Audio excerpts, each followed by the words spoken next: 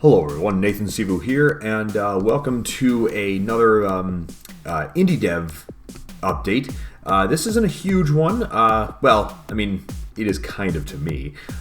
So what we're looking at here is I had set a 2-week goal for myself, which I'll be honest, I didn't quite meet, because basically my goal was in 2 weeks I wanted to have a prototype asset for the player. Imported into Unity and then be able to play with some of the settings on like the running and jumping and all that kind of thing. And I partially completed those goals. So what you are seeing here is a prototype of the player. And now to give a little bit of background here, there is still more details I'd like to do with the face. Like I'd like to have a bit more shading, say like under the chin and on the neck and that kind of thing. So I want to add more detail in that way, and obviously, obviously more detail with the body. Basically, what I've done here is I've kind of mapped out the basic proportions. You know, approximately where the shoulders might be, approximately where the chest where the chest is. The length of the torso in relation to like the chest and where the hips line up, the knees, and etc. Obviously, I'm not going to have huge chunky feet, but the basic, just kind of the very basic size proportions of where things are going to be. So I have a rough idea of, how big the player is going to be on screen. I think I might like to shrink them a bit. See, it's all about finding a balance of being able to still see the pixels but not have it's so big on screen that it just takes up too much of it. So finding that balance might be a bit tricky. I'll have to definitely play with that some more. So what I didn't get to do as part of my 2-week stretch is I didn't get to really play with the values of it, because see, in the Corgi engine, that's this add-on to Unity that has all kinds of platforming elements already figured out, like running and jumping, and a litany of abilities and stuff, like the dash, which I can do like this, and a double jump and all that kind of thing. You can adjust all of those levels in the there's so many things that you're able to adjust in it. Like to give an example, like the time it takes to go from nothing to top speed, like you can adjust how long it takes, and you can like set a slope so that you like rapidly you exponentially get closer to your top speed as you go, like maybe start to slow to start, but then you get to full speed. It's all very highly adjustable, and like there's so many options that I'm sure you could use it to perfectly mimic the game mechanics of Sonic or the original Mario Bros. And have it almost indistinguishable from the original. Like there's that many options with it. So I certainly don't consider getting the Corgi engine to be cheating in terms of game development. So yeah, that's basically what you're seeing on screen right now. So I did fall short of my goals a little bit, but I kind of want to talk a little bit about that in terms of creating goals and stuff. So here's the thing.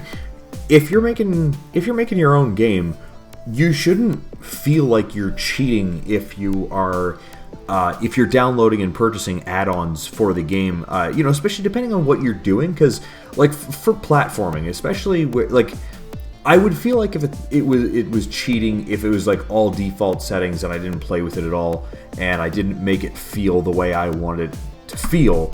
Then yeah, that might feel like cheating. But where there's so many options and I can perfectly cater it to what I want it to be eventually, I've basically kind of cut out the middleman, and I haven't reinvented the wheel and spent months just developing the ability to turn around or to jump or whatever action. I've at least got that much figured out, and I can just change a bunch of values to make it feel the way I want.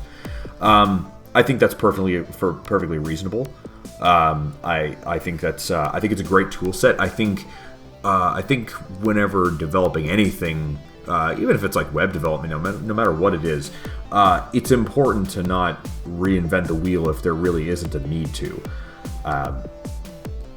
What else was I going to elaborate on that? And the other thing I wanted to mention, and this isn't necessarily just for game development, but this is just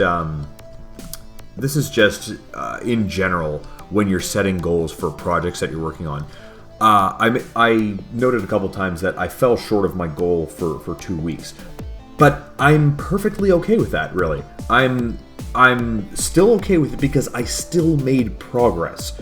I still made progress on this project, and enough that it's highly encouraging. Like this is a really big deal for me. It's like, I mean, yeah, it's not animated. It's not, you know, it's obviously a prototype sprite and all this other stuff. But the point was, I set a goal and I made progress, and that's all I really hope whenever I set these goals, because the whole point of setting the goals is to make progress. Because no matter what your project is, you should be setting small incremental goals so that you do make progress. For a while, I hadn't been doing that, and there just wasn't really any progress being made. But if I keep making these goals every now and then that's going to be the push I need to keep making improvements, to keep making progress on the project. Because if I don't do that, if I just say, yeah, the whole project is the goal, then it's not going to go anywhere. It's just gonna stagnate, and I'll eventually give up on it, which obviously I don't want to do. Also, I just thought I would put out there that I'm not just going to narcissistically self-insert me as the protagonist in the game. There's actually going to be options. I mean, if you've been keeping up with these vlogs, you may know that what my plan is really is to be able to make this all customizable. Like you'll be able to change your skin tone, so you'll be able to change your race. You'll at the beginning of the game you'll be able to choose whether you're male or female, and then I'm thinking that maybe a few different face shapes will be selectable, and then from there, options that you'll be able to change throughout the game is that you'll be able to add different hairstyles, or facial hair or no facial hair, maybe some piercings, just different little things like that to kind of customize the character. And I like to do some things with the gear as well, so that you have different outfits and things, so that you can kind of cater the character the way you like. Because I think that'd be really cool. I'm drawing a little bit of inspiration there from Wings of V, because if you go to anybody's playthrough of Wings of V, and you look at their or basically any videos or any footage or any live streams of anybody playing Wings of V, every V looks different because there's so many customizable options, and I'd kind of like to be able to do something similar if that's possible. I'll have to use little cheats to make sure that I don't overwork myself, like for example, maybe the mouth and the eyes are always in the same position or something like that, so that way, as I do facial expressions, that's not something I have to reanimate with every single iteration. I've got that mostly figured out. So if he looks shocked, the mouth and the eyes and the eyebrows and everything will kind of all mostly be the same, so not having to redo the animation 5,000 different times for every iteration. As it is, that I'm already going to have to do basically everything twice for both male and female. And as far as skin tone, I might not even need to recreate sprites. I might be able to do that just by changing shading options or something. I haven't really experimented with that though. I'll have to figure that out at some point.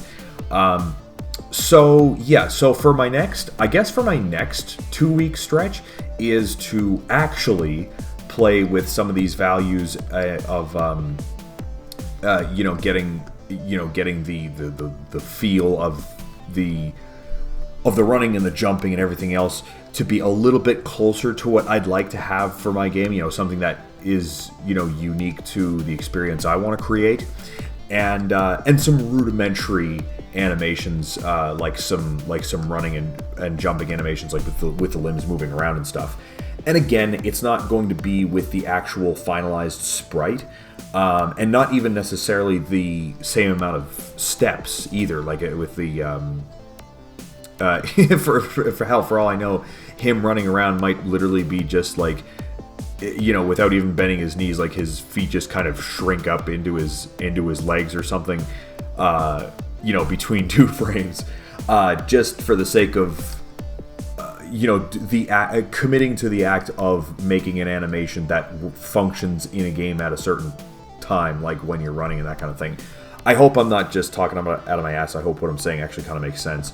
But that's what I'd like to do for my 2-week goal after this, and we'll see how I do. We'll see if I get partway through or not, or you know, just falling short. But the point is, if I make progress, then that's good. So before I ramble on any further, I'll see you in the next video.